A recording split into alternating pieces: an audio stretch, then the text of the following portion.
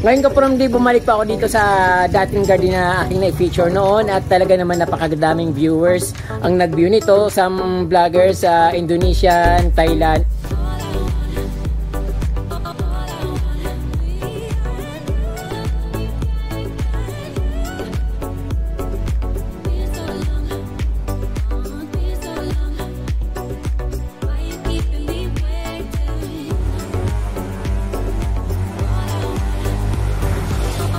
Parang dahlia, something dahlia, pero hindi ito dahlia ka from di. Pero mukhang dahlia yung bulaklak niya, very yellow, napakaganda.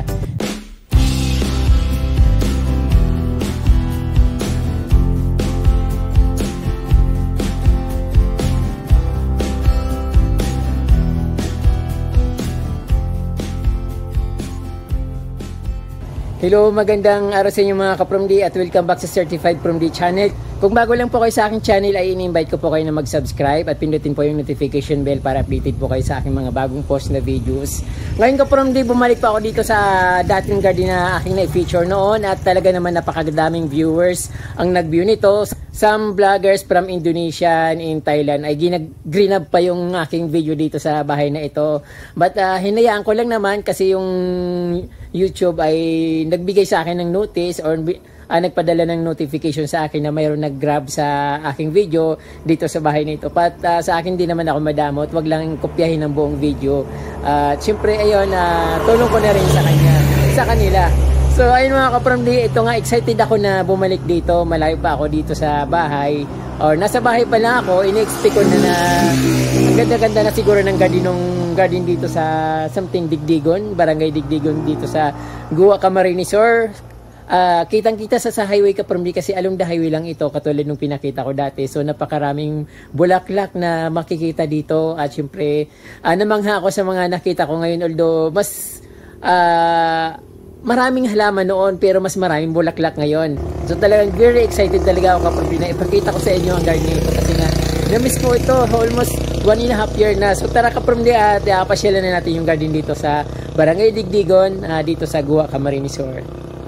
So ayun nga ka-From D, nandito pa lang ako sa bungad ng kanilang garden. Medyo malayo ang bahay na ito kaya medyo inabutan ako ng matinding init. So ayun, kitang-kita yung mga bulaklak ng mga ano tawag dito, ito na naman tayo sa mga bulaklak na hindi ko kabisado. Yellow bell, tapos yung mga cosmos na plants na golden cosmos yung kulay niya or orange, tapos yung combination of yellow bell. So ayan, marami rin siyang mga bromeliads dito sa ground, tapos may mga roses na flowering roses, may daisies. So ayun, yung mga ano dito ka-From D, medyo hindi masyadong gumanda yung mga ano niya, yung pagka-form ng mga halaman kasi nga ka-From D sobrang init dito. So kailan lang naman nagkaroon ng ulan dito, siguro mga 1 week pa lang na umuulan. So pero ayan ka-From D, balik alindog na yung kanilang mga halaman, talaga naman napakaganda. So dito nga ka-From D, nung pagdating ko dito nagulat ako sa napakagandang halaman nito. Puro bulaklak ka-From D, mga antag dito mga santans, tapos may parang dahlia, something dahlia, pero hindi ito dahlia ka-From D. Pero mukhang dahlia yung bulaklak niya, very yellow, napakaganda.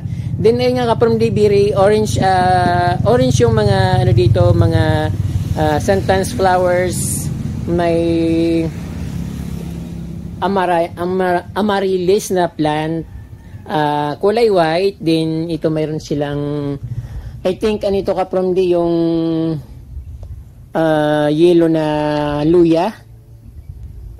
Nakalimutan ko yung Tagalog, basta yelong luya ang tawag yan. So ayan, napakarami niyang amaryllis dito ka-From D, pero yung iba hindi pa namang namumulaklak. Tapos punong-puno ng mga santans flowers yung ano niya. Tamang-tama kasi ka-From D kapag morning sun dito makikita nasisinaga ng araw yung mga halaman dito, kaya napakaganda ng kanilang mga bulaklak. So mayroon din sila mga roses. Flowering yung roses nila, tapos may bingka na kulay white. So magkakaiba yung santans nila ka-From D, mayroon parang orange na medyo nag-yellow. Then ito yung sabi ko na parang dahlia, pero hindi siya dahlia ka-From D, parang santans. Ewan ko bang anong klaseng halaman ito. Parang santan yung dahon niya. Pero yung bulaklak niya parang dahlia. So, ayun, magkakaibang kulay. Din meron silang ano dito, caladium, Heart of Jesus, or something ganon. Basta something caladium. Then, ay mga roses na kulay red. So, napakalaki ng kanilang roses. At ang ganda-ganda dito sa kanilang wall. Bumagay sa kanilang wall kasi nga yung ano nila parang walang pintura. Parang industrial design lang yung kanilang wall. Din, tapos may mga nakapalamutin na flowers. Din dito naman Kapromdi sa... Dati ito Kapromdi parang kubo yung bahay na to. Pero siguro na luma na yung... nipa dito na ano, kaya nilagyan nila ng trapal. So maganda pa rin naman, parang ano, parang bullseye ba. So ayun, pero maganda yung pagka-design pa rin Kapromdi, maganda yung halaman dito. Although yung mga ano nawala na, yung mga mayana na marami. Kasi seasonal yung mayana Kapromdi, minsan nauuso, minsan hindi. Pero yung kulay niya naman hindi nagfi-fade, kaya maganda pa rin sa garden yun. So dito marami silang halaman dito Kapromdi, mga gumamela na white, tapos yung ibang halaman hindi ko naman kilala yan, mga ganitong halaman. Ayun, may mga yellow bell, mga flowering plants. So ayun, mayroon din silang mga plants dito sa gilid, parang may ilog. Hi mother, kumusta po? Ayun yung mother na plantita dito.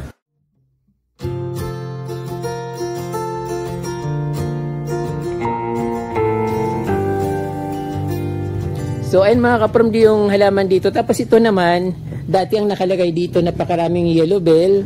Tapos meron konting, may isang puno dito dati na parang Dunya Luz or Dunya Aurora na halaman dito na napaka-lush. Pero ngayon parang pinalitan siya ng ano, cypress plant. Ayan. Tapos syempre may mga flowering plants pa rin. Then, ito pala yung sinasabi ko na Dunya Luz Kapromdi. So, medyo super init na kasi ngayon dahil tanghali na nga. Inabutan ako ng tanghali. Pero napakaganda pa rin ng garden dito sa kanilang bakuran. Mga devil backbone, parang ganun. Tapos yung mga, yun, marami talaga silang mga flowering plants. So, puntahan natin Kapromdi yung kabila kasi alam ko marami rin doon magagandang halaman. So, na-miss ko nga yung dahlia plants dito, tapos yung kanilang anong tawag doon? Persian shield na napakaganda. Hindi ko lang alam kung nandiyan pa. So, ayun Kapromdi dito, yung maraming, may Persian shield dito, tapos dahlia. So, yung dahlia Kapromdi nawala na. Then, yung Persian shield, nawala na rin kasi napakaraming Persian shield dito na napakaganda ng pagka-trim. Kasi, ayun, namamatay din kasi yung Kapromdi kapag medyo old na siya. Natutuyo din yung kanyang katawan katulad dun sa aking garden na naubos din yung parang sustansya niya. At kaya yun natutuyo. So, nabawasan yung mga plants dito. But yung mga bingka plants, saka devil backbone, andyan pa rin sila. Oh.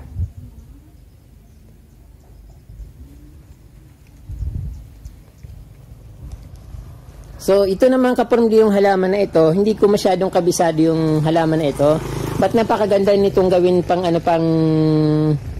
fence sa garden. Old ang halaman na ito, parang bata pa ako, alam ko ng halaman na ito, maraming ganito sa bayan namin, yung ginagawa nilang parang fence katulad ng ginawa dito sa kanilang bahay. So ayun, dito naman kanilang balkonahe, I think sa bandang kusina ito. Ayan, tingnan natin dito yung kanilang garden sa likod, mga croutons. So dito Kapromdi natatandaan ko mayroon ditong napakagandang mga bromeliads, yung mga yellow.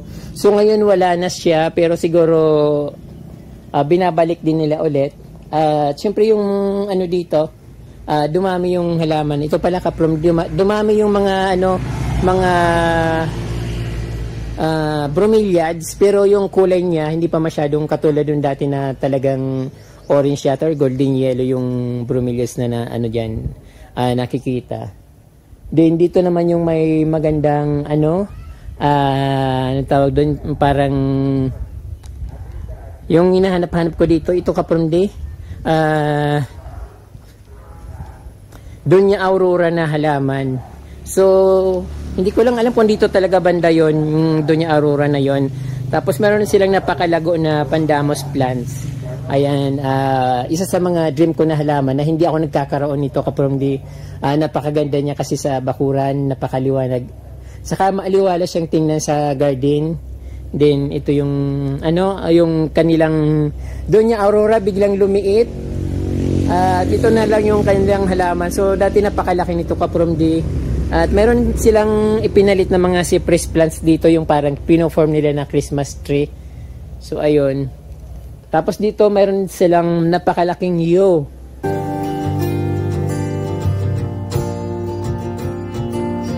Kasi yung iba Kapromdi, ang tawag dito sa halaman nito ay maki.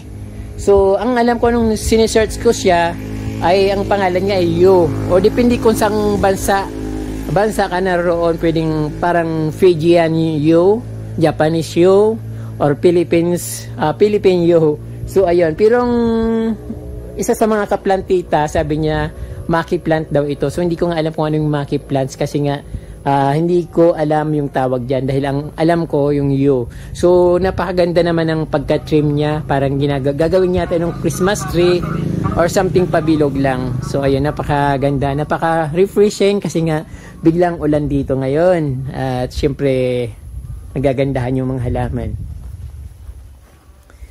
Nakita ko yung mga bromeliads na Kapromdi, pero hindi naman ito yung mga bromeliads na nakalagay talaga dyan sa kanto o sa may gate ng bahay.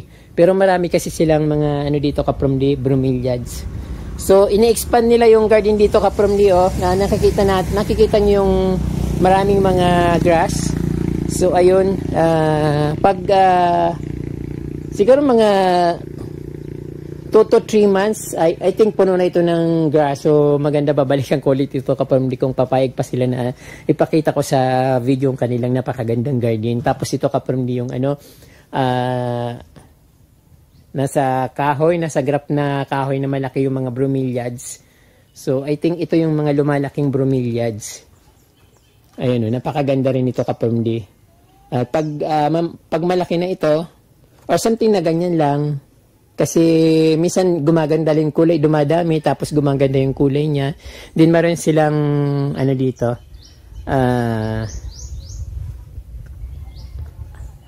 anong tawag nito, parang madalas ko nakakalimutan. So ito muna Kapromdi yung ano ano rin ito, Eugenia plants na parang native. Kasi maraming ganitong native na Eugenia sa amin. Pwede rin siyang gawing palang halaman. Tapos ayan, yung golden photos Kapromdi yung pala ang tinatawag na golden photos. So lucky plant yan para sa mga Chinese. Ewan ko lang kung lucky plant din siya sa atin. So ayun yung Kapromdi, mga halaman nila dito, napakadami pa rin. At syempre mayroon silang peace lily doon. Hindi ko napansin. Peace lily na punong-puno ng bulaklak. Dito kasi Kapromdi sa amin, yung mga peace lily ko ang dami-dami na pero wala namang bulaklak. So kung mamulaklak man siya once a year, pero dito ayun ang daming bulaklak ng kanilang peace lily. Parang siguro pinagpuputol pa nga itong peace lily na ito kasi nga yung parang masyado itong malago kapag lumago. Then ayun, ganyan na nga, parang pinutol yung mga dahon kasi siguro sobrang dami ng kanyang dahon. So ayun, mga bulaklak na may lumabas.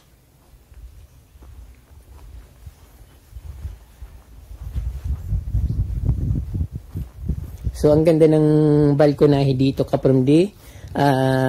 Ganito yung mga sa probinsya, mga ginagawang balkonahe sa mga simpleng bahay, mga kubo-kubo.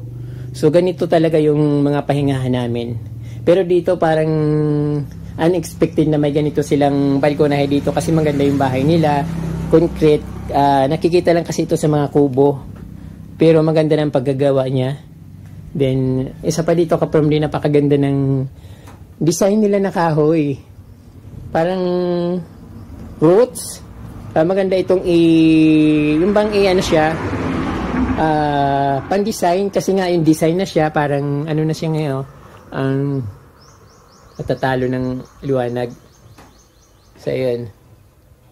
Maganda siyang i-preserve kasi nga pang decor na talaga. So, hindi ko alam kung saan nang galing ito. Parang nasa, ano siya, galing sa isang simento na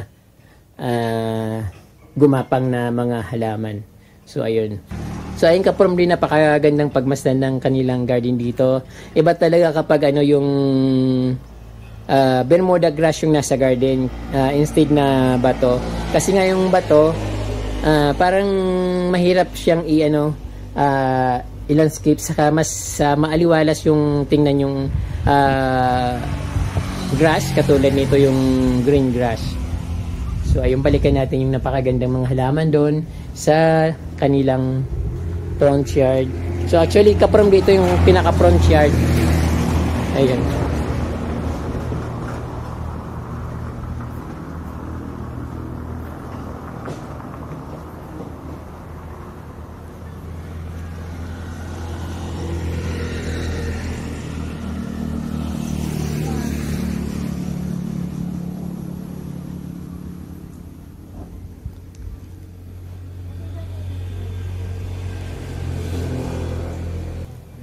So, ayun ka from di, ayun, na-amaze ako dito sa kanilang santans kasi puno-puno ng flowers.